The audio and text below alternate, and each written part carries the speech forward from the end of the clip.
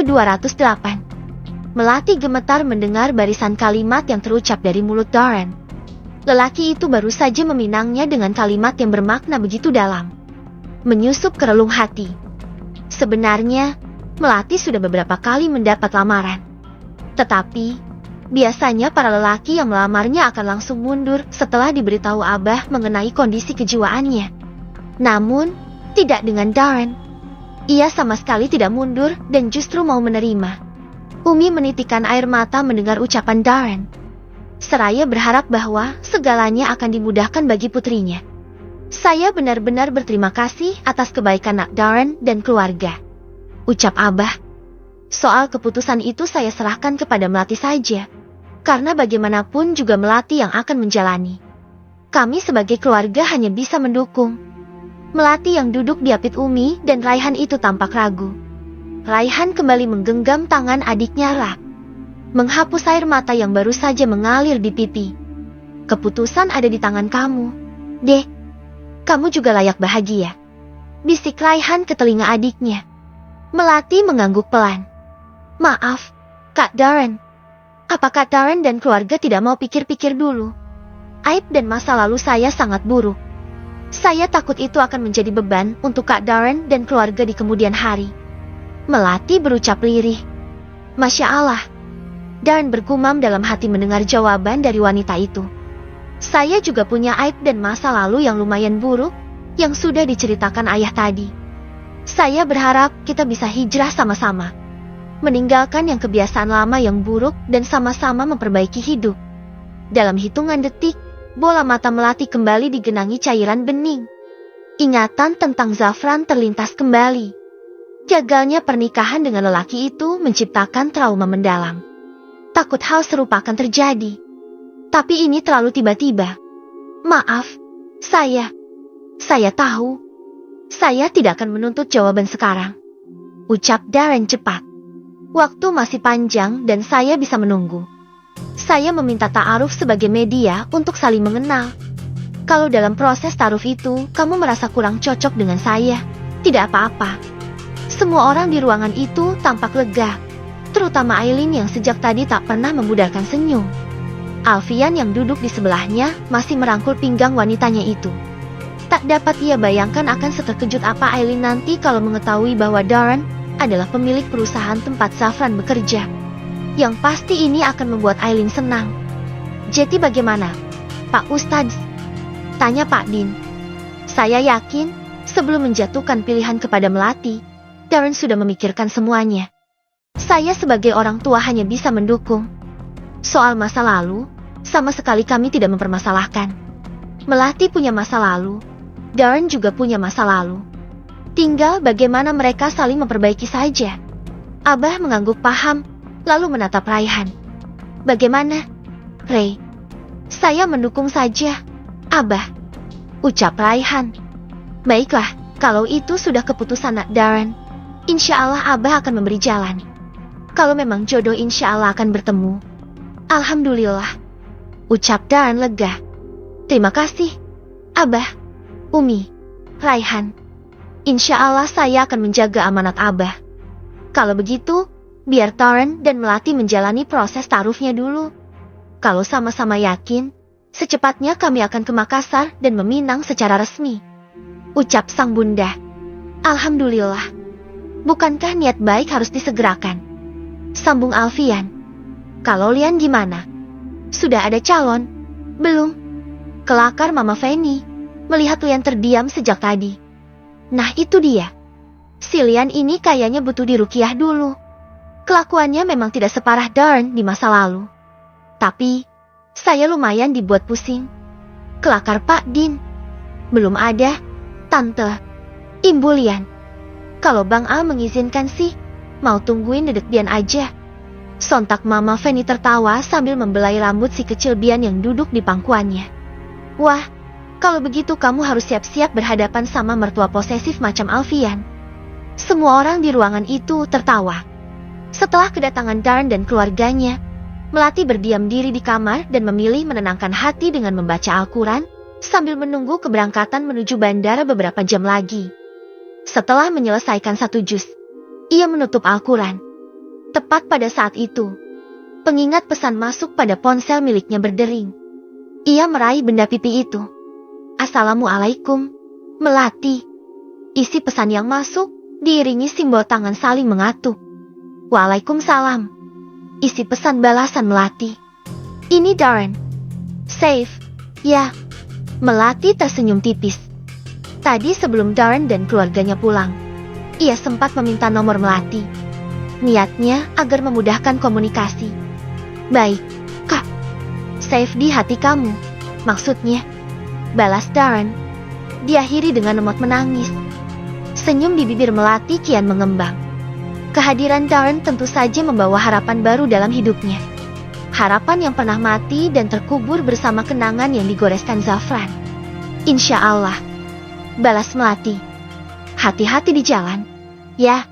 Maaf tidak bisa antar ke bandara. Iya, Kak. Tidak apa-apa. Terima kasih sebelumnya. Setelah membalas pesan terakhir, Melati menatap ke arah taman. Alisnya saling bertaut melihat Pak Dadang yang sedang berada di taman belakang. Sepertinya sedang membakar sampah dedaunan. Melati segera bangkit, meraih bingkai foto dirinya dengan Zafran yang ia letakkan di kolong tempat tidur. Kemudian melangkah dengan cepat menuju taman belakang. Neng Melati. Sapa lelaki itu. Saya kebetulan lihat Pak Dadang. Saya mau bakar ini juga, Pak. Menunjukkan benda di tangannya kepada Pak Dadang. Silahkan. Neng. Melati menarik napas dalam. Selama beberapa tahun foto inilah yang ia tangisi setiap malam menjelang tidurnya. Menenggelamkan dirinya dalam kesendirian hingga melupakan orang-orang di sekitarnya. Kak Darren benar. Aku harus hijrah dan meninggalkan kebiasaan buruk. Ucapnya dalam hati, lalu memasukkan bingkai foto ke dalam kobaran api. Terkadang Allah mematahkan hati kita dengan menjauhkan orang yang salah. Meminta kita menunggu sampai jodoh yang tepat datang pada saat yang tepat. Jadi kalau patah hati jangan buru-buru berburuk sangka dan menganggap dunia tidak adil. Karena Allah itu Maha Kasih, anggap saja Allah sedang menyiapkan sebuah kejutan indah. Pesan Umi kala itu terngiang kembali dalam ingatan Melati. Waktu menunjuk ke angka 12 saat Abah dan keluarganya tiba di bandara dengan diantar Alfian dan Aileen. Sebelum memasuki ruang tunggu, mereka berpamitan terlebih dahulu. Umi memeluk Aileen sangat erat. Nak Aileen, terima kasih untuk semua bantuan kamu. Umi benar-benar berhutang budi. Tidak tahu harus bagaimana membalas selain doa agar kamu selalu bahagia. Sama-sama, Umi. Senang bisa membantu. Semoga Allah selalu menghujani Melati dengan kasih sayang dan kebahagiaan. Umi membelai puncak kepala wanita itu yang terbalut hijab. Melati memeluk Aileen dalam tangis. Mel, kamu jangan pikirkan masa lalu lagi, ya. Mulai sekarang kamu harus bahagia dan membuang jauh-jauh masa lalu. Iya, Mbak. Terima kasih. Maaf sudah membuat Mbak Aileen dan Mas Alfian repot selama ini. Tidak apa-apa. Sama sekali tidak membuat repot. Kok? Pasti ada hikmah di balik setiap pertemuan. Hikmahnya, kamu bertemu Darren di sini. Aku hanya bisa berdoa semoga kamu dan Darren memang berjodoh. Terima kasih sekali lagi, Mbak. Sementara Abah dan Raihan sedang berpamitan kepada Alfian. Ketiganya tampak saling memeluk satu sama lain.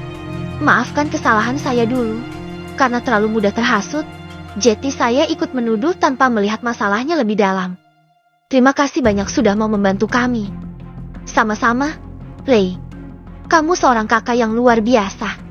Balas Alfian sambil menepuk bahu lelaki itu. Kalau saya di posisi kamu, mungkin saya akan melakukan hal yang sama, bahkan lebih parah. Karena pesawatnya 1 jam lagi, jadi kami harus segera masuk. Insya Allah nanti bertemu lagi.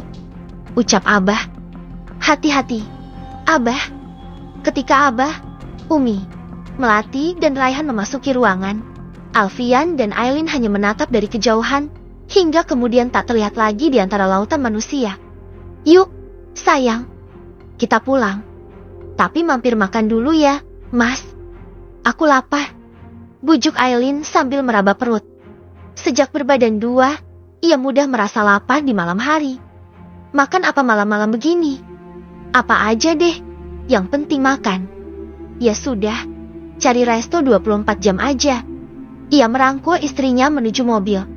Setelah meninggalkan bandara, Alfian berkeliling ke sekitar, mencari sebuah restoran yang masih buka. Senyum tak pernah memudar dari bibir Aileen sejak tiba di rumah. Kedatangan Darren dan keluarga membuatnya merasa sangat bahagia untuk Melati. Bahkan selepas mengantar Umi dan keluarga ke bandara, ia masih terngiang-ngiang. "Mas, kenapa aku tidak tahu kalau kamu punya teman sebaik Darren itu?" tanya Aileen. "Darren?" "Iya, Darren," jawabnya penuh semangat. Memang boleh se-sweet ini. Dilamar di hadapan keluarga besar, diminta langsung kepada abahnya. Selain itu, dia bisa menerima segala masa lalu.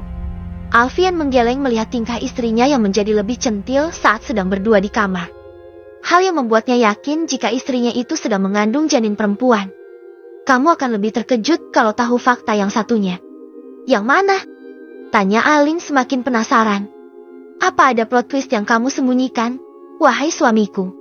"Kasih tahu tidak?" "Ya." "Apaan, Mas?" Sudah maju dan berdiri di hadapan suaminya. Aileen yang puncak kepalanya hanya sebatas dagu Alfian itu harus mendongak menatap suaminya. Alfian tertawa melihat ekspresi Aileen yang begitu menggemaskan di matanya.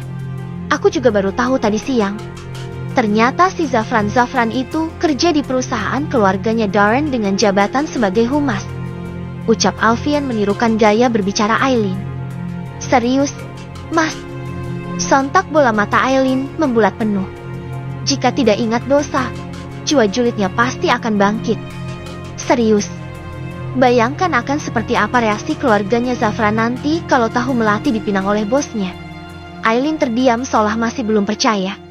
Tetapi, kemudian senyumnya semakin mengembang. "Masya Allah. Tuh kan, malah nangis." Alfian mengusap ujung mata istrinya yang basah. "Aku terharu, Mas. Allah memang punya rencana yang tidak bisa ditebak. Dulu, Melati dibuang, diabaikan dan dihina serendah-rendahnya. Dan sekarang, dia akan diangkat setinggi-tingginya melalui Darren."